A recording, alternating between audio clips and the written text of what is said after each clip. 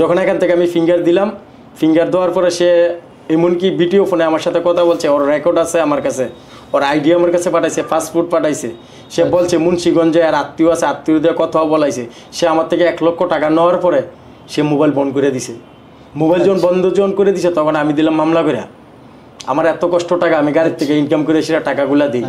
তখন আমি যখন মামলা করে দিলাম, মামলা করছি, মামলা করার পরে নোটিশও গেছে ওর কাছে।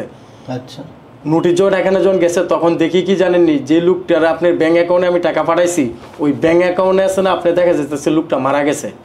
ওই ব্যাঙ্ক অ্যাকাউন্ট, লোকের ব্যাঙ্ক অ্যাকাউন্ট, হ্যাঁ, মৃত্যু লোকের ব্যাঙ্ক অ্যাকাউন্ট দিয়ে দিছে। তখন এই ব্যাংকের মধ্যে আমি গেলাম, যাওয়ার পরে বললাম যে আপনি যে মৃত্যু লোকের ব্যাঙ্ক অ্যাকাউন্টে যে টাকাটা যে আমার আসলো, তাহলে আমার এই টাকাটা তুললো কে? হ্যাঁ, কইটা ভাই যে কোনো ভাবে যে লোকটা মারা গেছে, ওই লোকটারা তো আর আমার ক্ষেত্রে বলে নাই যে ওই লোকটা মারা গেছে। আচ্ছা, জনের একটা নবীনতা, হ্যাঁ, নবীন জন আইসে যখন বলে কিছু টাকা আছে, তখন মনে করেন আসলে আমরা যাচাই ছাড়াই অনেক সময় টাকাটা দিয়ে লাই।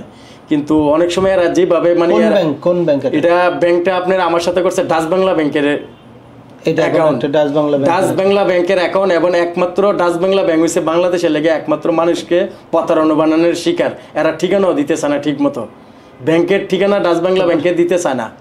ওই ব্যাংকের মধ্যে টাকা পাঠাইলেও কোনো বিশ্বাস নাই।